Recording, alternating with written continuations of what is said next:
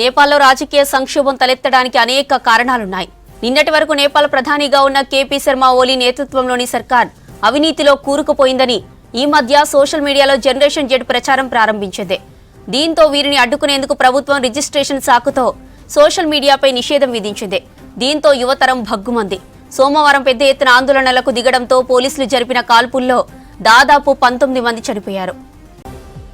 దేశంలో పరిస్థితులు చేయిదాటిపోవడంతో దిగొచ్చిన సర్కార్ సోషల్ మీడియాపై విధించిన నిషేధాన్ని ఎత్తేసింది. అయినా దేశ ప్రజలు యువత శాంతించలేదు. నిన్న కూడా రోడ్లపైకి వచ్చారు. అవినీతి నేతలపై చర్యలు తీసుకోవాలని డిమాండ్ చేశారు. కర్ఫ్యూ ఉన్నా లెక్క చేయలేదు. కాలంకి, బనేశ్వర్, చపగాన్, తెకోలలో ఆందోళనకు దిగారు. దేశ రాజధానిలోని పలు ప్రభుత్వ కార్యాలయాల్లోకి చొచ్చుకెళ్లారు. విధ్వంసం సృష్టించారు. వందల మంది ఆందోళనకారులు ప్రధాని కార్యాలయంలోకి దూసుకెళ్లారు. కాల్పుల్లో 19 మంది మృతికి బాధ్యత వహిస్తూ రాజీనామా చేయాలని డిమాండ్ చేశారు. దీంతో సైన్యం సూచన మేరకు వెంటనే ఓలీ రాజీనామా చేస్తున్నట్లు ప్రకటించారు. అక్కడితో ఆగని నిరసనకారులు పార్లమెంటుపై దాడి చేసి నిప్పట్టించారు. అధ్యక్షుడు రామచంద్ర పౌడెల్ ఇంటిపై దాడి చేశారు. అంతకుముందు ప్రధానికి చెందిన బాల్కోట్లోని ఇంటికి నిప్పు పెట్టారు. మాజీ ప్రధాని పుష్పకమల్ దహల్తో పాటు కమ్యూనికేషన్ల శాఖ మంత్రి పృథ్వీ సుబ్బాగురుంగ్, మాజీ హోంశాఖ మంత్రి రమేష్ లేఖక్ ఇండ్లపై దాడి చేశారు.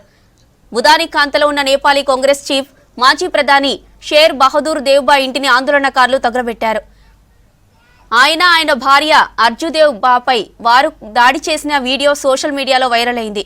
ఈ దాడిలో వారికి స్వల్ప గాయాలయ్యాయి. దేవ్బా కుమారుడు జైబీర్కు వాటాలున్న హిల్టన్ హోటల్ను కూడా ఆందోళనకారులు తగలబెట్టారు. తీవ్ర ఆగ్రహావేశాలతో ఊగిపోయిన ఆందోళనకారులు ఆర్థిక శాఖ మంత్రి విష్ణుప్రసాద్ పౌడెల్పై దాడి చేసిన వీడియో వైరల్ అయింది. కొందరు మంత్రిని వీధుల్లో పరిగెత్తిస్తుండగా ఎదురుగా వచ్చిన ఒక ఆందోళనకారుడు ఆయనను కాలుతో తన్నాడు. దాంతో పట్టు కోల్పోయిన ఆయన పక్కనే ఉన్న గోడపై పడిపోయారు. కానీ దూసుకొస్తున్న నిరసనకారుల నుంచి తప్పించుకునేందుకు మళ్లీ పరిగెత్తారు. మంత్రులను వారి అధికారిక నివాసాల నుంచి ఆర్మీ హెలికాప్టర్ల ద్వారా తరలించారు. ఎయిర్పోర్ట్ వద్ద హెలికాప్టర్ల కదలికలు కనిపించాయి. అలాగే రాజధాని ఖాట్మాండ్లోని ఆర్మీ బ్యారెక్స్ లోకి వీఐపీలను తరలించారు.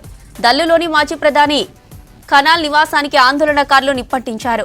ఈ ఘటనలో ఆయన భార్య రాజ్యలక్ష్మి చిత్రకార్ తీవ్ర గాయాల పాలై చనిపోయినట్లు స్థానిక మీడియా వెల్లడించింది. ఏ సమస్యనైనా చర్చల ద్వారా పరిష్కరించుకుందామని ఆర్మీ పిలుపునిచ్చాయి. నేపాల్లో ఆందోళనలు చెలరేగడంతో భారత్ అప్రమత్తమైంది. అక్కడి భారతీయుల కోసం అత్యవసర కాంటాక్ట్ నంబర్లను ఏర్పాటు చేసింది. భారతీయులెవరూ నేపాల్కు వెళ్లొద్దని అడ్వైజరీ జారీ చేసింది.